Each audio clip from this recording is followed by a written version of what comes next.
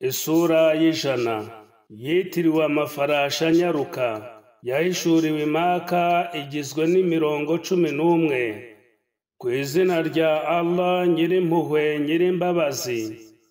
Ndahiye amafarashi yiruka cyane avuza imirindi, akubita ibinono bigaturitsa ibishashi by'umuriro, n'amafarashi agaba igitero mu rukerera, akanatumura umukungugu, akinjira hagati mu ngabo z'umwanzi.